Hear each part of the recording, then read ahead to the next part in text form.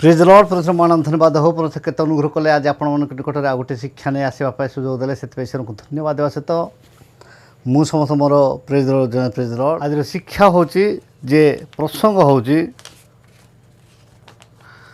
दुनिया रे सही लोक को अधिक दुख मिले जी समस्त को निजर बोली भावे माने जी समस्त को निजर जी भावुची ताकू बहुत दुख मिल आउ ए कथा को मु अंगे लिभेची आज पर्यंत मु लिभे लिभे आसुची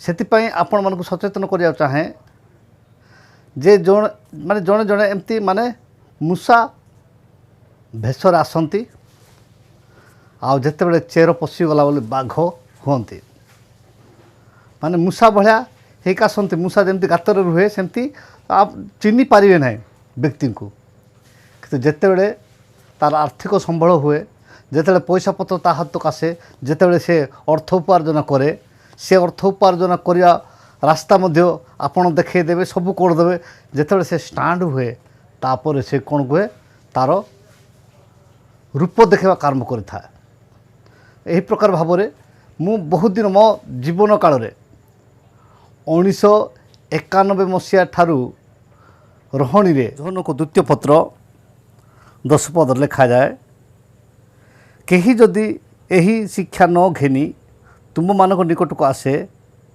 तेबे ताहाको गृह रे अतिथि न कर वो संबर्धना जनाओ नाही जे कहीं जदि यही शिक्षा न घेनी माने जे कौन लोक मत यही शिक्षा न घेनी तुम घर को जब आसो ताको कौन गृह रे अतिथि न कर कि संबर्धना जनाओ नाही माने गोटे दिन भी अतिथि करने वाक्य मना कराई किंतु मु तांकर व्यवहार न जानिकी तांकर गुण चरित्र न जानिकी आखि पिछु माने मुझिकी प्राय लोक मु साहाय्य करके आसे जड़े आसिले आसवा रास्ता भी ताको जना ना ताकू मु निजे जाकि खोजिकी आनिली आनिला पर से कार्यक्षेत्र जॉइन होगापाई तापर अर्थ ना तापर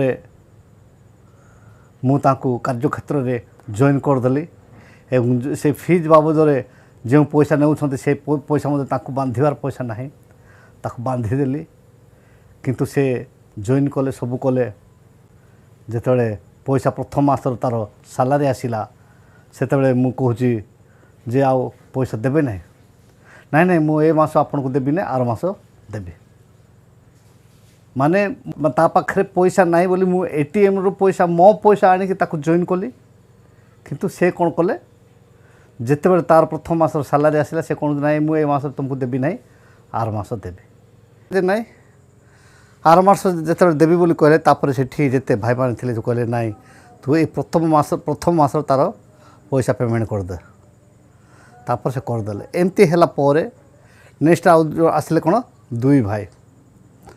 दुई भाई आसिले से दुई भाई कौन करेंगे से जॉइन करदे बिना पैसा से पैसा भी ना सब ना माने किंतु से कौन कर बड़ भाई सान भाई फोन कर जोटा मेस खाता जो मेस खाता अच्छे से खातार जिनस आसो से माने दी भाई धूमधाम खाइबे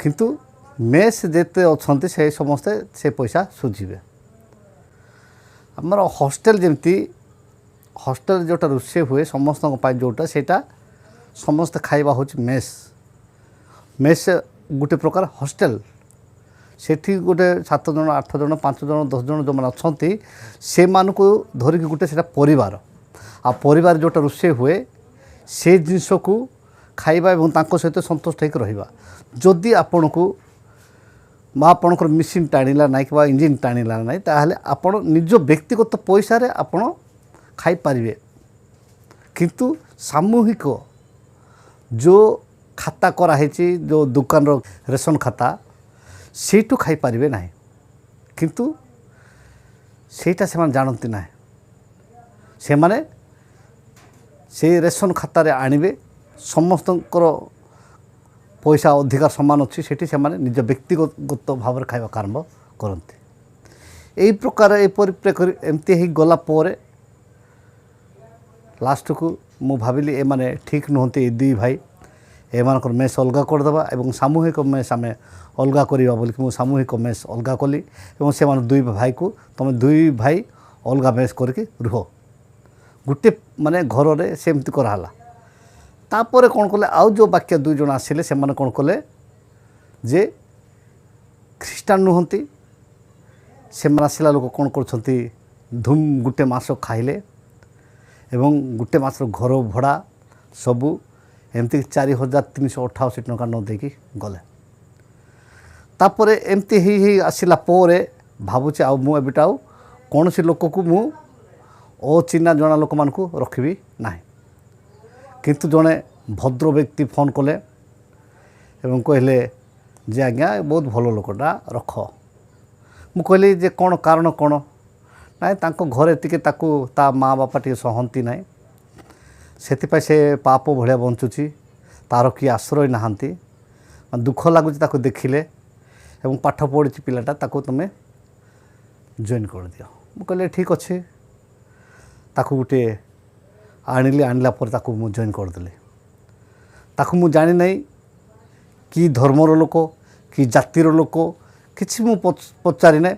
ବୟସରେ କମ୍ ମାନେ 21-22 ବର୍ଷର ପିଲା, କିନ୍ତୁ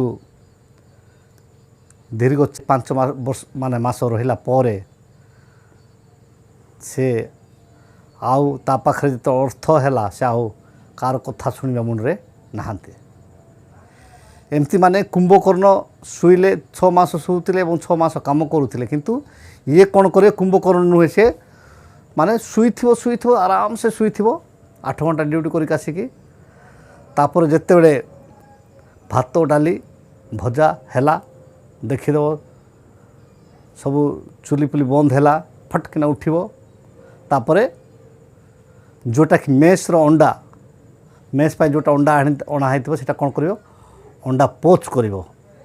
ସାଙ୍ଗେ ସାଙ୍ଗେ ଚୁଲିକୁ ଯାଇକି କଡ଼େଇ ଗୋଟେ ଗରମ କରିଦେବ, ତେଲ ପକାଇଦେବ, ଅଣ୍ଡା 2ଟା ଠୋଲକରେ ଭାଙ୍ଗିଦେବ, ଲୁଣ ଟିକେ ପକାଇଦେବ, ତାପରେ ଖାଇବ। ଆଉ ସେ ଅଣ୍ଡା ପୋଚ୍ କଲା କଡ଼େଇ ସେ ଧୋଇବ ନାହିଁ, ସେ ସେମିତି ରଖିଦେବ। ହେଲେ ସାମୂହିକ ସମସ୍ତେ ଖାଉଥିବା ଜିନିଷକୁ ସେମାନେ ନିଜେ ବା ଯେଉଁମାନେ ଲାଷ୍ଟ ଯିଏ ଖାଇକି ଉଠିଲା ସେ ଧୋଇବ, କିନ୍ତୁ ଯିଏ ବ୍ୟକ୍ତିଗତ ଭାବରେ ନିଜେ ଜଣେ ଅଣ୍ଡା ପୋଚ୍ କରିକି ଖାଇଥିବା ସେ ମାନେ ଯେଉଁ ବାସନକୁ କିଏ ମାଜିବ କି? ଆଉ ସେଇଟା କହିଲେ ସେ ଆଉ ଶୁଣିବ ନାହିଁ। এই প্রকার ভাବରେ গলা ପରେ ସେ ମାନେ ଜବାବ ଦେବାକୁ ଷ୍ଟାର୍ଟ କଲେ, ମାନେ ତା ପ୍ରତି ଉତ୍ତର ଦେବା ଆରମ୍ଭ କଲା। ତା ସେ ଧୀରେ ଏମିତି ହେଇଛି ଯେ ଜଣେ 24 ଘଣ୍ଟା କାମ କରିକି ଆସିଲା ପରେ ଘରକୁ ପହଞ୍ଚିଲା ପରେ ପଡ଼ିଅଛି ଚୁଲି ଉପରେ ଯେଉଁଟାକି ଖାଦ୍ୟ ରୋଷେଇ କରାହେଇଥିବା କଡ଼େଇ ଡେକ୍ଚି ସବୁ ଜିନିଷ ଚୁଲି ଉପରେ ଅଛି। ଆଉ ଇଏ ମଣିଷ ମାନେ 36 ଘଣ୍ଟା ଘରେ ପଡ଼ିକି ଅଛି। ସେ କ'ଣ କରୁଛନ୍ତି, ସେ ଖାଇଛି, ଲାଷ୍ଟରେ ଖାଇକି ଆଉ ତା'ର ସେଇ ଚୁଲି ଉପରେ ହିଁ ଡେକ୍ଚି ପତ୍ର କଡ଼େଇ ଅଛି ଏବଂ ତଳେ ତା'ର ନିଜ ଥାଳି ଏବଂ ଗିନା ସେ ତଳେ ଅଛି। ଏବଂ ସେ ମୋତେ କୁହନ୍ତି କ'ଣ, ଜେଜେ ବୋଲି କୁହନ୍ତି। ତା'ର ବାପା ମାଆକୁ ମୁଁ ଦେଖି ନାହିଁ, ତାଙ୍କର ଜ୍ଞାତି କୁଟୁମ୍ବ ଲୋକ ମୁଁ ଦେଖି ନାହିଁ, କିଛି ନାହିଁ। କିନ୍ତୁ ଯେ ଭଦ୍ର ବ୍ୟକ୍ତି ମୋତେ ଆଜ୍ଞା କୁହନ୍ତି, ତା ଥ୍ରୋରୁ ସେ ମୋତେ କ'ଣ କୁହନ୍ତି, ଅଜା କୁହନ୍ତି। ମୁଁ ତାକୁ କହିଦେଲି ଯେ ହେରେ ବାବୁ, ତ କାଲି ସେ ଯେଉଁ ଖାଇଲୁ ସେ ଡେକ୍ଚି ପତ୍ର ଉପରେ ଅଛି, ଧୁଆ ହେଉନି, କିଛି ନାହିଁ। ଜଣେ 24 ଘଣ୍ଟା ଡ୍ୟୁଟି କରିକି ଆସିଲା ପରେ ସେ କ'ଣ ଧୋଇକି ସେଠି ରୋଷେଇ କରିବ କି? ଏବଂ ତୁ ଯେଉଁ ଖାଇଲୁ କାଲି ଖାଇକି ଏପଟେ ଯେଉଁ ଥାଳିକୁ ଠେଲିଛୁ, ତା ଗିନା ଥାଳି ସେ ନ ଧୁଆ ହେଇକି ଅଛି, ସେଇଟା କ'ଣ ତମ ମାମି ଆସିକି ଧୋଇବ କିରେ? ଏମିତି ଟିକେ କହିଦେଇଛି। ଦେଖିବୁ ତା ମାନେ ପାଟିରୁ କେବଳ 2 ଅକ୍ଷର ଉଦ୍ଗାର ହେଲା, ମାନେ ଗୋଟେ ମା କହିଲା ପାଇଁ, ମାନେ ମା କୁହା ହେବ ନା। କିନ୍ତୁ ଏଡ଼େ ବଡ଼ ତାଙ୍କ ଧର୍ମ ଯେଉଁ ଧର୍ମରେ ଅଛି ସେ ଧର୍ମରେ 3 ଜଣ ବସିଛନ୍ତି, 3 ଜଣ, କିଏ ଜଗନ୍ନାଥ, ବଳଭଦ୍ର ଏବଂ ସୁଭଦ୍ରା ତାର ମାନେ ଭଉଣୀ 3 ଜଣ ବସିଥିଲା ବେଳକୁ ତାକୁ 2 ଅକ୍ଷର ନ କହିଲେ ରଥ ଗଡ଼ିବ ନାହିଁ ବୋଲି ସେଟା କୁହନ୍ତି। କିନ୍ତୁ ମୁଁ 2 ଅକ୍ଷର କାଢ଼ିନା ଖାଲି ତ ମା ଆସିଲେ ଟିକେ ଧୋଇଦେବ କିରେ ଏତିକି ଟିକେ ମୁଁ କହିଛି ଯେହେତୁ ସେ ମୋତେ ଅଜା ଡାକୁଥିଲେ ବୋଲିକି ସେ ପ୍ରବଳ ମୋତେ ଗାଳି କଲା। 5 ମାସ ତାର 18,500 ତାଙ୍କର ସାଲାରୀ ମାନେ ସାଲାରୀ ତ ନୁହେଁ ଟ୍ରେନିଂ ସେ ନେଉଛନ୍ତି 18,500 ତାଙ୍କ ହାତକୁ ଆସିବ। ଯଦି କଣ୍ଟିନ୍ୟୁ ଯଦି ବର୍ଷଟେ ରହିଲା ପରେ କହିଲେ ତାର ଆଉ ବୋନସ୍ 12,000 ଟଙ୍କା ତାକୁ ଦିଆହେବ। ଚେର ପଶିଲା ଭଲ କାମ ମୁଁ ନିଜେ ନେଇ ନିଜେ ଜଏନ୍ କରିଦେଲି ନିଜେ ଅଫିସ୍କୁ ଯାଇକି କୁହାକୁହି କରିକି ତାକୁ ଜଏନ୍ କଲି। କିନ୍ତୁ ଯେତେବେଳେ ତାର ଚେର ଭଲରେ ପଶିଲା ସେ ଆଉ ମଣିଷକୁ ଚିହ୍ନିଲା ନାହିଁ। ଆଜିକାଲି ଯୁଗ ହେଉଛି ଏହି ପ୍ରକାର ଭାବରେ। ଆଜିକାଲି ଲୋକମାନେ ମାନେ ଯେଉଁଟେ ଖାଇବେ ସେଠି ମଳତ୍ୟାଗ କରିକି ଯାଆନ୍ତି। ସେଥିପାଇଁ ଏଇ ଜହନ ଲେଖୁଛନ୍ତି ଯେ ଦ୍ୱିତୀୟ ପତ୍ରରେ ମାନେ ଈଶ୍ୱରଙ୍କ ବାକ୍ୟ ନ ଘେନି ଆସିବ ତାଙ୍କୁ ଅତିଥି ବି କର ନାହିଁ କେବଳ ଗୋଟେ ଦିନ ପାଇଁ ଆଉ ସବୁଦିନ ତ ସମ୍ଭାଳି ପାରିବ ନାହିଁ। ଆଉ ଏ ଲୋକକୁ କୁହାଯାଏ ଯେ ମାନେ ଦିନକୁ ସପ୍ତାହକୁ ଯଦି ମାନେ ସକାଳେ 2ଟା ସନ୍ଧ୍ୟାରେ 2ଟା ସକାଳେ 2ଟା ସନ୍ଧ୍ୟାରେ ଖାଲି ନିଜେ ପଚ ବନେଇ ଖାଇବେ ଆଉ କିଏ ଖାଇବେ ନାହିଁ। ଅଣା ହେଇତ ଗୋଟେ ଟ୍ରେ ଅଣ୍ଡା କିମ୍ବା 10ଟା ଅଣ୍ଡା ହେଇଥିବ ଆଉ ସେ ଖାଲି ଆଉ କିଛି ତାର କାମ ନାହିଁ କିମ୍ବା ଡେକ୍ଚି ଧୋଇବାର ନାହିଁ କଡ଼େଇ ଧୋଇବାର ନାହିଁ ଖାଲି ନିଜେ ଥାଳି ଧୋଇବେ ଖାଇଲେ ଚାଲିଲେ ନିଜର ଖାଲି ପର ବିଷୟ କେବେ ଚିନ୍ତା ନାହିଁ। ସେଥିପାଇଁ ଏହି ପ୍ରକାର ବି ଅଛନ୍ତି ଆଜିକାଲି ଯୁଗରେ। ଆଉ ସେଥିପାଇଁ ଆପଣମାନଙ୍କୁ ମୁଁ ଅନୁରୋଧ କରେ ଯେଉଁମାନେ ବାହାରେ ଥାଇକି ଜୀବନ ଜୀବିକା ନିର୍ବାହ କରୁଛନ୍ତି ଯେଉଁମାନେ ବାହାରେ ମେସ୍ କରିକି ଚଳୁଛନ୍ତି ଆଉ ସେଇ ଭାଇମାନଙ୍କୁ ମୁଁ ଏହି ଉପଦେଶ ଦେବାକୁ ଚାହେଁ ଯେ ଆଖି ମୁଜିକି କାହାକୁ ଆପଣ ବିଶ୍ୱାସ କରନ୍ତୁ ନାହିଁ। ଆଉ ବିଶ୍ୱାସ କଲେ ମଧ୍ୟ ଆଜିକାଲି ଆର୍ଥିକ ଯଦି ଭଲରେ ପାଇଲା ପରେ ଲୋକମାନଙ୍କୁ ଚିହ୍ନି ପାରୁନାହାନ୍ତି।